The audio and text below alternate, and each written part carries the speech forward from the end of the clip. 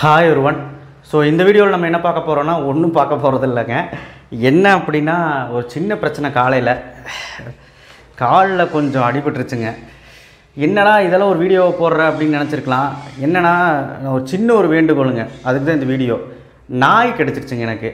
ஆக்சுவலாக என்னென்னா இது ஒரு வீடியோ போடணுமான்னு சொல்லி எனக்கே ஒரு கேவலமாக தான் இருந்தது. காரணம் என்னென்னா எதுக்கு போடுறேன்னா சத்தியமாக ஒரு அவேர்னஸ் வீடியோ தான். ஒரு நாய் கட்டி வச்சுருக்கீங்கன்னா, வீட்டு நாய் கட்டி வச்சுருக்கீங்கன்னா அது சேஃபாக கட்டி வைங்க. ஆக்சுவலாக என்ன நடந்துன்னு ஃபஸ்ட்டு சொல்லிடுறேன், அதுக்கப்புறம் நான் அவேர்னஸ் சொல்கிறேன். நம்ம வந்துட்டுருக்கோம். ஆக்சுவலாக நான் வாக்கிங் போயிருந்தேன், வந்துட்டுருக்கேன். சைடில் கட்டி அது படுத்துட்டு இருந்தோடனே டக்குன்னு வந்துட்டு நல்லவேளை ஜீன்ஸ் பேண்ட் போட்டிருந்தேன். டக்குன்னு அது கடித்து பேண்ட்டே ஓட்டையாயிருச்சு. அந்த பேண்ட்டு ஓட்டையானதில் அப்போ உள்ளே எந்தளவுக்கு ஆழமாக காயமாயிருக்குன்னு நினச்சிப்பாங்க. அந்த காயத்தை காட்டுறேன். ஆக்சுவலாக பார்த்திங்கன்னா கட்டியிருக்க நாய் தான் கடிச்சிது. அப்போ அவ்வளோ ஓரத்தில் நீ ஏன்டா போனேன்னு நீங்கள் கேட்கலாம். ஆக்சுவலாக அது தூங்கியிருக்கிறதே தெரியல. பொமேரியன் நாய் தான்.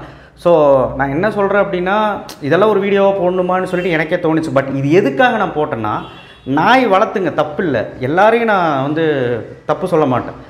ஆக்சுவலாக ஏன்னா ரொம்ப வேதனையாக இருக்குங்க. ஏன்னா என்ன சொல்கிறது, ஒரு பயம்தான், ரொம்ப வேதனையாக இருக்குது. ஸோ அதனால தான் நான் சொல்கிறேன். ஏன்னா செவனேன்னு வந்துட்டு இருந்தேன்.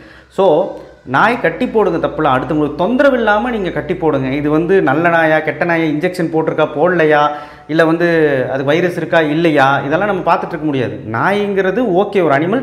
நம்ம என்ன பண்ணணும் அப்படின்னா, வீட்டு நாய் தான் ஓகே, நம்ம வீட்டுக்குள்ளே வச்சுக்கோங்க. இல்லை அப்படின்னா வீட்டுக்கு வெளியில் கட்டி போகிறீங்களா, யாருக்கும் தொந்தரவு இல்லாமல் கட்டி போடுங்க.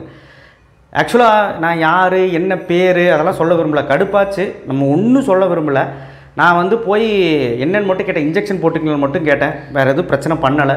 சார் நம்ம மேலே தான் ஃபால்ட்டாக இருக்குன்னு சொல்லி நானே விட்டுட்டேன். அந்த காயத்தை பாருங்கள் நீங்களே.